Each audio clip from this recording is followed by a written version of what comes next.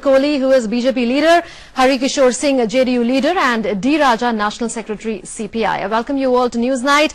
Let me begin with you, Mr. Singh. Will you be candid enough this time to admit that the JDU is working on exit formalities to quit the NDA, that it will most likely ratify a formal decision to quit the NDA tomorrow and maybe make an announcement to that effect on Sunday?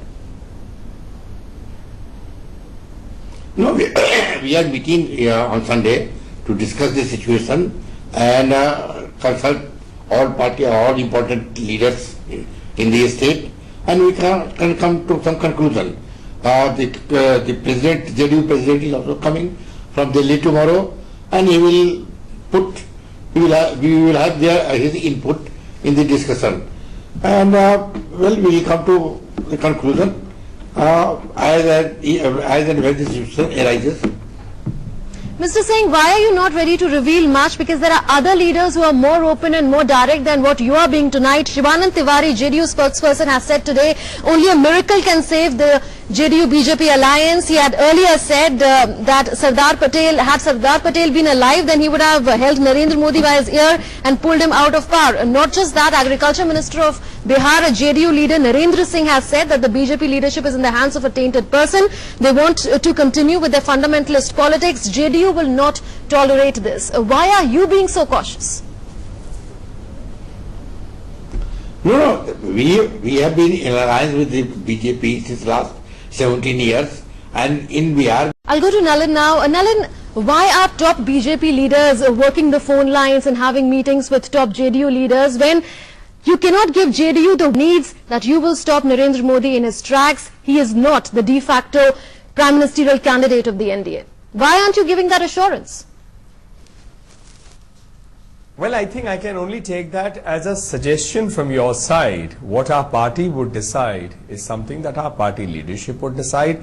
If it is a matter of the alliance, then it would be between the alliance partners. Secondly is, I don't think the debate itself can really be from either of the parties on individuals. With regard to the fact, we believe that the people of Bihar have voted for this alliance. And mind you, the vote has been for an alliance because this alliance has been in operation for almost 17 years and in Bihar for many years. So shall I infer, Mr. Kohli? The work being done is by the alliance for the people of Bihar. And we believe in the larger interest of that vote and the trust that the people have reposed in our alliance. We should try to do our best to save it and ensure that it's healthy and continues.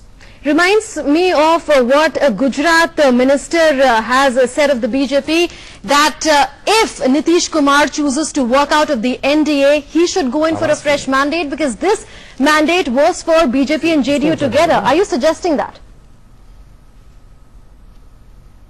He should go in for a fresh mandate? आप मुझे वो दीजिए. Nalin, if you can hear me, I'm just wondering if you're suggesting that Nitish Kumar I don't have to hear it from the TV.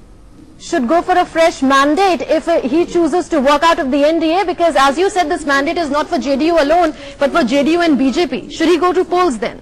Should go for a fresh mandate if he chooses to walk out of the NDA, because as you said, this mandate is not for JDU alone, but for JDU and BJP. Should he go to polls then?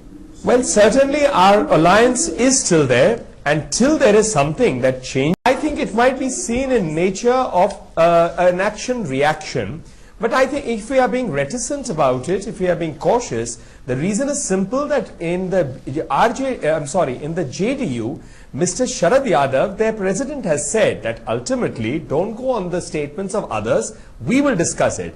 Mr. Nitish Kumar is the chief minister there. So when they are looking at it, when at our party level, my national president, Mr. Rajnath Singh, is involved in it, proper for us to go across that boundary and make any unnecessary statements. But then why? Nalin, can you hear me? Okay, Nalin has taken the earpiece out. I'm not aware of that. It comes as news to me that possibly that ministers are not attending it. I don't know about it, but it could also be a matter that they... Now, there are unconfirmed reports, Mr. Singh, that the JDU is trying to poach BJP MLAs in order to ensure that it has 4 more MLAs that it needs for a halfway mark in the assembly in case it comes to a trust vote, which most likely it will if the JDU parts ways from the NDA, which looks imminent. No, it is not correct. It is vicious propaganda by our opponents. There is no need for Nitish Kumar to do such things. And he is confident of having a clear majority in the assembly. There are friends, independent friends who have joined, who have been attending JDU legislature party. Which was to be addressed by Rajnath Singh in Patna next week. Why have you denied the BJP permission for a ground for the rally? No, I am not aware of that. I am not aware of that, so I can't comment on this. So none of the leaders seem to be aware about things which look quite averse to the alliance of JDU and the BJP. I'll come to you, Mr. Raja.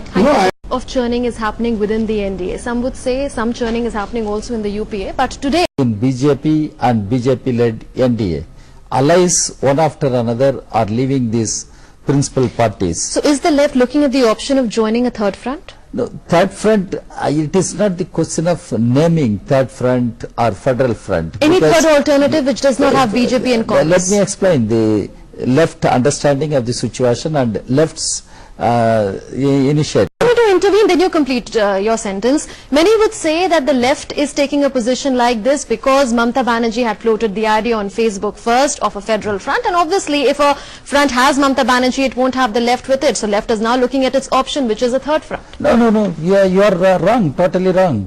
Mr. Naveen Patnaik has been speaking about this so-called third front. I find there is some sense, there is some clarity in what Mr. Naveen Patnaik is speaking, because he is clear in what he speaks. He says neither Congress nor BJP. Then build a federal front or a secular front or a kind of third front. But so how much of a clarity is there among various political parties, including regional leaders, including the left, about a third front? It is all at a very, very preliminary stage, Mr. Raja. I am explaining there are grievances.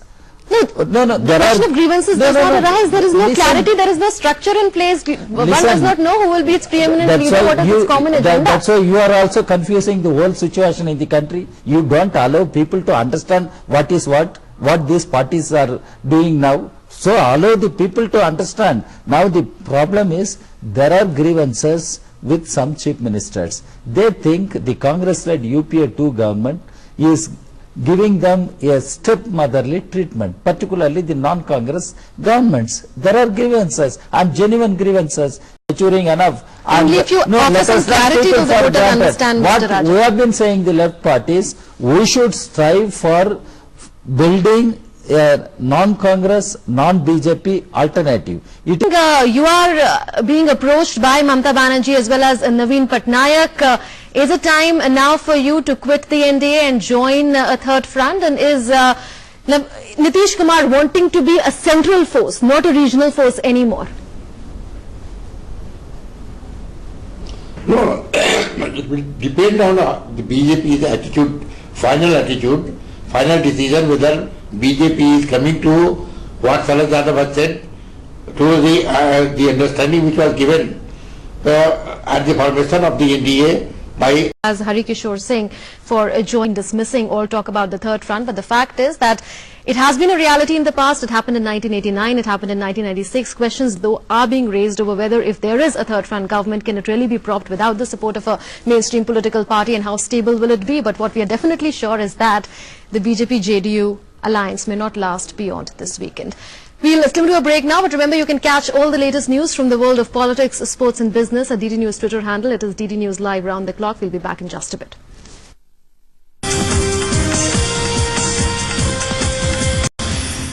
Thanks for staying with us. You're watching News Night.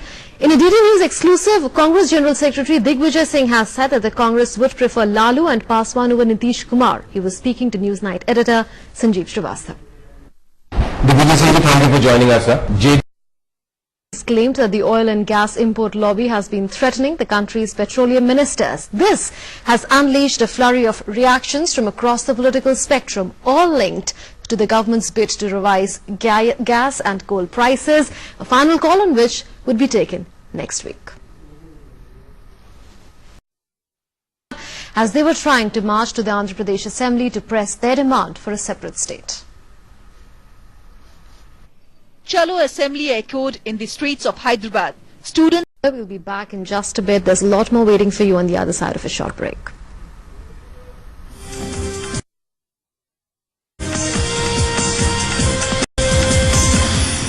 Welcome back. Presidential polls were held in Iran today. The election will decide the successor to Mahmoud Ahmadinejad.